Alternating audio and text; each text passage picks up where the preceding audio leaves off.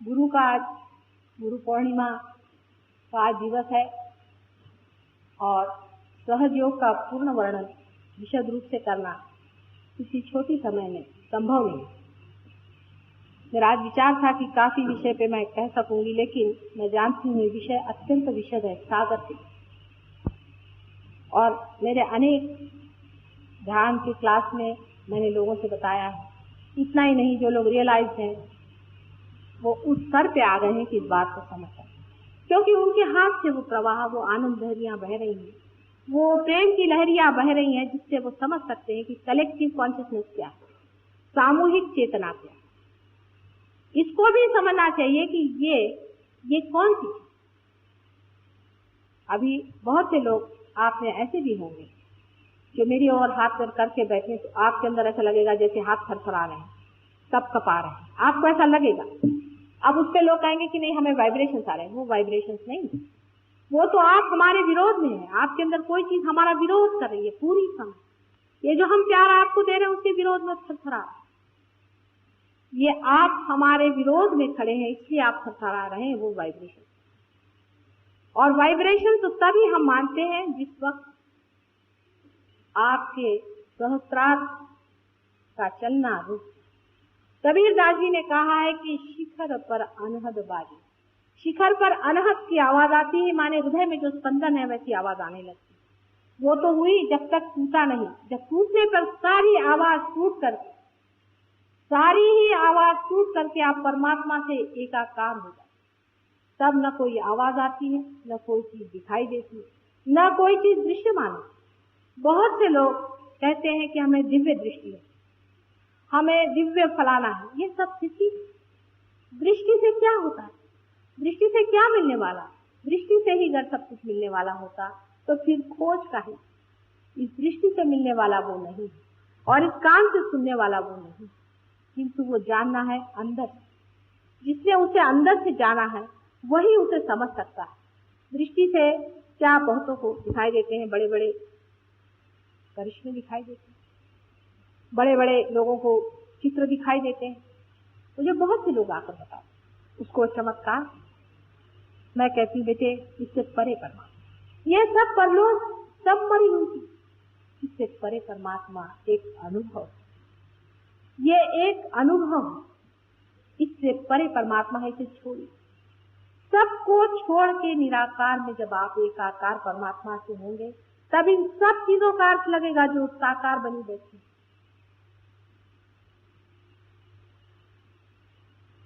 इस आनंद लहरी से लोगों ने बहुतों को ठीक भी किया, बीमारियां ठीक हुई।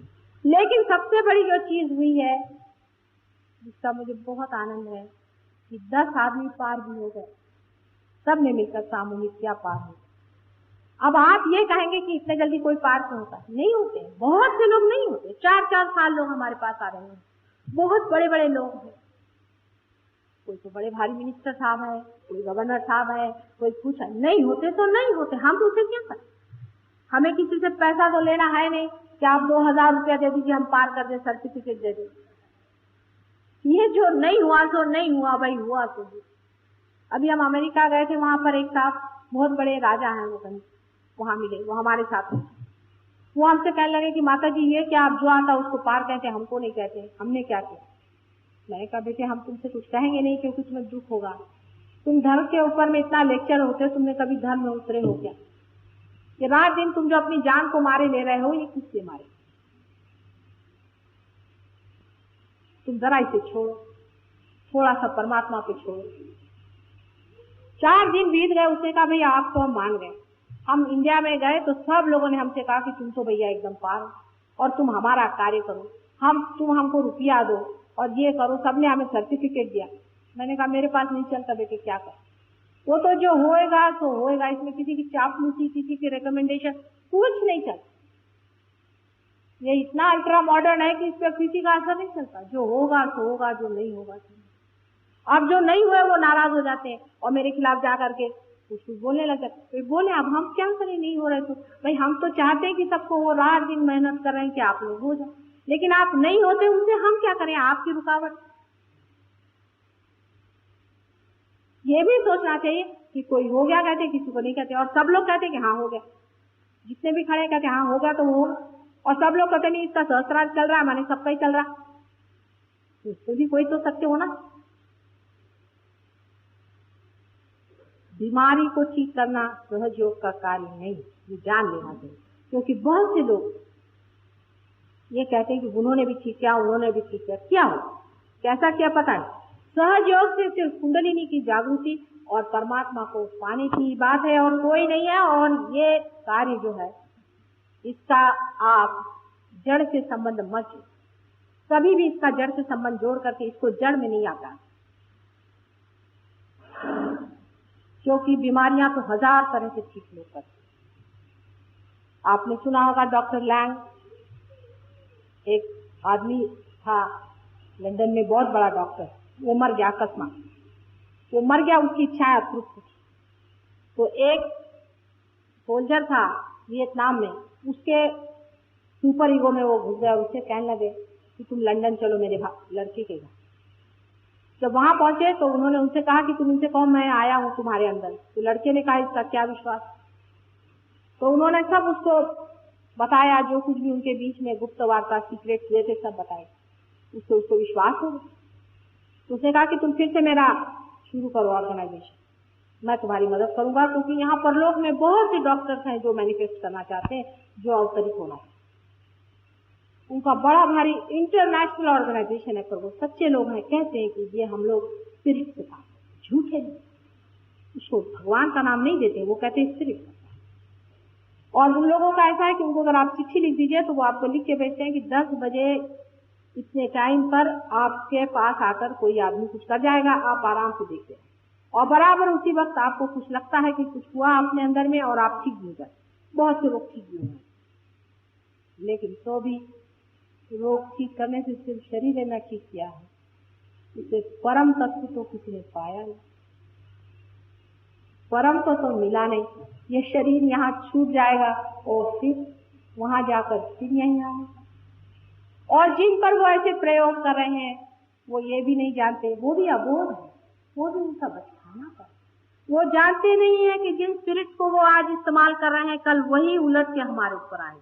मैं सोचती हूँ डॉक्टर लैंग जरूर थोड़ा सा जानते थे, नहीं तो वो अपने लड़के के अंदर क्यों नहीं घुसे, वो इस सोल्जर के अंदर जाकर क्यों नहीं। और स्पिरिट का देह जो होता है उस पर ये जड़ नहीं होता, इसलिए वो बहुत कुछ देख सकता है बनिस्बत हमारे, जिसको कि आप ESP कहते हैं, जिसे को आप पैरासाइकोलॉजी कहते हैं, जिसे कि आप पेंटिकॉस्टल्स का वो जो आत्मा का आशीर्वाद कहते हैं, जो कूदना होता है, जो चीखना होता है, चिल्लाना होता है, मेस्मरिज्म होता है, सारा स्पिरिट का काम। उसमें से कुछ स्पिरिट अच्छे भी होते हैं और कुछ स्पिरिट बहुत, जैसे हम हैं वैसे स्पिरिट भी है। कुछ तो राक्षस भी होते हैं, महादुष्ट होते हैं। आप उन्हें आज देख नहीं रहे, हो सके तो मैं आपको बाद में दिखा भी सकूंगी, जैसे आज कुंडलिनी दिखा रही हूँ, ऐसा समय आ जाए तो मैं आपको वो भी दिखा दूंगी। लेकिन है, उनका वास्तव्य आप देख सकते हैं, उनका असर आप देख सकते हो, और हर एक रिलीजन में उनके बारे में लिखा है। हिंदुओं में सुरासुरों की बात जो है तो है। जब आप पॉजिटिव की बात करेंगे तो नेगेटिव आपको दिखाना पड़ेगा कि ये नेगेटिव है, ये पॉजिटिव है। जो धर्म और अधर्म की बात नहीं कर सकता है वो हवाई बात, सिर्फ धर्म की बात करने से कैसे होगा। धर्म भी है और अधर्म भी है, उसकी पूरी सारी देखा है। जो धर्म है अधर्म नहीं हो सकता, और अधर्म है वो धर्म नहीं हो सकता। इसका कंफ्यूजन कलयुग के वजह से कर दिया। लेकिन ऐसी बात नहीं, जो नेगेटिव है वो नेगेटिव है, जो पॉजिटिव है वो पॉजिटिव। जो नेगेटिव चीज है उसको समझ लेना चाहिए। नेगेटिव का मतलब है मरी, डेड, सिंपैथेटिक में बैठी, लिबिडो से गई हुई, वो है। और उस नेगेटिव का असर बहुत ज्यादा उस जगह होता है जहां पर मनुष्य जड़ होता है। जैसे बंबई शहर, हम लोग बहुत जड़ है। बंबई शहर रात दिन पैसों की ठनका, इलेक्शन के झंडे, इन सब चीजों में इतना चित्त उलझा रहता है रात दिन। ये सब पढ़ पढ़ के और सुन सुन के मनुष्य का चित्त ही नहीं जाता है वहां पर। इंक्वायरी ही नहीं है, खोज ही नहीं है। कह रहे हम क्यों जी रहे, क्या यही सब पढ़ने के लिए उसने गुंडे ने वहां मारा, वहां जाके निदर्शन हुए, उन्होंने जाके उनकी बुराई करी, उन्होंने जाके उनसे ऐसा किया। क्या यही सब पढ़ने के लिए हम संसार में आए? मनुष्य का विचार नहीं करने चाहिए। इस जड़ तत्व से बहुत बच के रहिए। लेकिन ये जड़ तत्व तो आपका अपना घिराव, इसके अलावा भी कलेक्टिव सबकॉन्शियस है, जिसे कहना चाहिए परलोक है। और उससे जो नुकसान हो रहे हैं वही नुकसान सबसे ज्यादा हमारे सहयोग में है। और जिस आदमी पर ऐसा कुछ हो गया हो उसके लिए बहुत कठिन हो जाता है कि वो सहयोग में परमात्मा को पाए।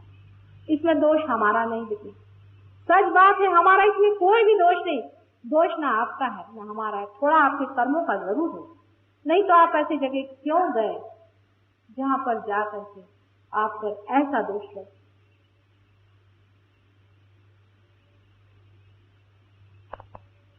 पूरी सतर्कता में स्वयं अपने आप होने वाला जीवन का विकास, यही सहजीवन। भूत प्रेत स्पिरिट संत भी, इनसे आप परम नहीं पाए। वो मरे हुए लोग हैं। परम सिर्फ जिंदा में ही आ सकता है। मरे हुए में अगर आता तो क्यों वो यहाँ आ रहे हैं हमारे ऊपर, वहां क्यों नहीं बैठते? जिंदा होना चाहिए। आदमी जब तक जिंदा नहीं होगा, सतर्क नहीं होगा, उसकी चेतना जब तक पूरी तरह से जागरूक नहीं होगी, तब तक उसके अंदर सहयोग नहीं होगा। पूर्ण जागरूकतावस्था में जो चीज आप पाते हैं वही परम है। समाधि में लोग सोचते हैं कि आंखें ऊपर हो गई, दिल हो गए, हम 2-2 घंटा बैठे हुए हैं। ये अब सहयोग से नहीं होने वाला। ये सब आपका सबकॉन्शियस, जिसे कि मैं कहती हूँ मृत लोक, उसमें आप उतर रहे हैं। उससे कोई भी आपको चिरस्थायी फायदा नहीं है। जिस मनुष्य को परम पाना है उसको सोच लेना है कि जो मैं सतर्कता में पूरी स्वतंत्रता में पाऊंगा वही मैं पाऊं। पूरी स्वतंत्रता आपको, यहाँ तक किसी भी तरह का भक्ति भाव मेरे प्रति न हो, बिल्कुल नहीं होना चाहिए। जैसे एक साधारण सौम्य स्त्री होती है वैसे ही मैं घर गृहस्थी की एक साधारण स्त्री हूँ, ऐसा ही समझ लीजिए। कुछ विशेष हूँ ये सोचना ही नहीं, ऐसा ही सोच के आइए। ये स्वतंत्रता भी होनी चाहिए, तभी आप पाएंगे। चाहे आप 10 हो, चाहे आप 1 हो, हमारे लिए काफी। इसके नंबर से नहीं होता, हालांकि नंबर बढ़ाना होगा, नंबर जरूर बढ़ाना होगा, इसमें कोई शंका नहीं। कार्य जोरों में अगर हो जाए तो हो सकता है, हालांकि परम ऊपर से बाहर चला जाए। एक नव निर्माण के लिए, एक नई चेतना के लिए, एक नए तरह के मानव की उसे व्यवस्था की हुई है इस पैरासिम्पैथेटिक की जगह। एक प्रेममय, एक ज्ञानमय, एक सौंदर्यशाली मनुष्य की रचना होनी ही पड़ेगी और होके ही। आप लोगों ने इतनी देर तक मेरा भाषण सुना है। गुरु पूर्णिमा के दिन मुझे यही कहने का है कि इस जन्म में मैं गुरु हो गई हूँ, और तो किसी जन्म में ये कार्य नहीं किया था। पहली मर्तबा गुरु का कार्य करना पड़ा। शायद हो कि माँ को ही गुरु होना पड़ता है, ये कलयुग का मामला है। इसलिए नितांत परमात्मा की जो भी शक्ति है वो किसी माँ के ही हृदय से बहे, उसी की करुणा और उसी के प्रेम में कुंडलिनी को संजोया जाए और उसे उस शिखर तक पहुंचा दिया जाए जहाँ पर कि वो अपने गौरव में, अपने आनंद में और अपनी शान में विराजित हो। ये शायद हमारे ही भाग्य में है। इसीलिए इस जन्म में ये गुरु का स्थान स्वीकृत हुआ है। माँ गुरु बन जाए ऐसा कहीं होना बड़ा कठिन है, क्योंकि माँ अत्यंत कोमल होती है। गुरु तो मार भी देगा, पीट भी देगा, डांट भी देगा, लेकिन माँ एक भी कठिन शब्द बोलते वक्त उसके हृदय में कसोटती। तकलीफ होती है बहुत। और जब वो देखती है कि मेरे बच्चे कितने ताड़ना से आए हुए हैं और इनको किस तरह से इनको संजो करके संभाल के प्यास उस किनारे ले जाना है, तब उसकी जिम्मेदारी भी इतनी बढ़ जाती है, उसका सारा व्यक्तित्व भी दूसरा हो जाता है। लेकिन आदिकाल से ही लोग कहते आए हैं कि माँ से बढ़ के गुरु कोई नहीं है। गुरु उसी को मानिए जो आपसे बड़ा हो जो आपसे बड़ा परमात्मा हो। रामदास स्वामी ने गुरु के बारे में ऐसा कहा था कि गुरु उसे मानिए कि जो स्वयं तो पारस है ही, दूसरों को छूते ही वो सोना नहीं बना देता उसे, पर पारस बना देता। जैसा खुद है वैसा ही दूसरों को बना देता। और इसीलिए ये माँ स्वरूप चीज, माँ बच्चों में जीती है, बच्चों के गौरव में गौरव पाती है। इसलिए इस जन्म में शायद परमात्मा की यही इच्छा रही कि ये प्रेम और ये ज्ञान एक माँ के अंदर से आपको मिले। अभी हम लोग ध्यान में जाएंगे, इसके बाद में आप लोग आत्मता सीखने चाहिए। अपने विचार, अपने विरोध इनको छोड़ दें थोड़ी देर के लिए, इसलिए कि आपको अपना मंगल और कल्याण करें। अपने साथ अच्छाई करें, अपने साथ बुराई नहीं। किसी भी एक चीज को पकड़े बैठे हुए हो उसे छोड़ दो थोड़ी देर के लिए। हमें आपसे कुछ लेना देना नहीं और आपकी स्वतंत्रता हमें छीननी है किसी भी तरह, किसी भी कीमत पे मैं आपकी स्वतंत्रता से छीना। जैसे लोग पागल जैसे किसी पीछे दौड़ते हैं, हजारों रुपया उन पर दे देते हैं, चीजों दे देते हैं। अरे चीजें लेते किस लिए? गुरु वो जो आपसे कुछ नहीं ले सकते।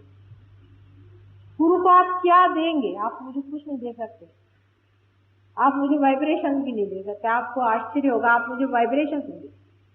एक दिन मेरे पैर में चोट लगी तो एक डॉक्टर थी, वो कहले माता जी मैं आपको वाइब्रेशन देने का दो तो सही। जो वो वाइब्रेशन देने लगे, जहाँ से चोट लगी तो वहां से इतने जोर से उन पर वाइब्रेशन आए कि वो तो ध्यान में चली गई। माता जी कहने तो जगह में वाइब्रेशन आ रहा है और मेरी जो चोट थी वो एकदम हल्की है। गुरु वो हो जो आपको कुछ भी न ले सके, जो शिखर पे बैठा हुआ है वो नीचे की ओर बहेगा, उसकी ओर कोई नहीं कुछ नहीं दे। असंभव की बात। अगर मैं किसी से कहती बेटे मुझे मत दो, इसलिए क्योंकि वो ढकोसला है, आप मुझे कुछ भी नहीं देते, उल्टे आप कुछ मांगते हैं मुझसे, सारा का सारा व्यक्तित्व जो है वो खोल उठता है और इतने जोर से अंदर से सारी की सारी प्रभावशाली शक्तियां दौड़ने लग जाती हैं कि किस तरह की प्रेम से इस बच्चे को मैं संभाल। जरा सा कोई कुछ मांग ले, परम मांगिएगा।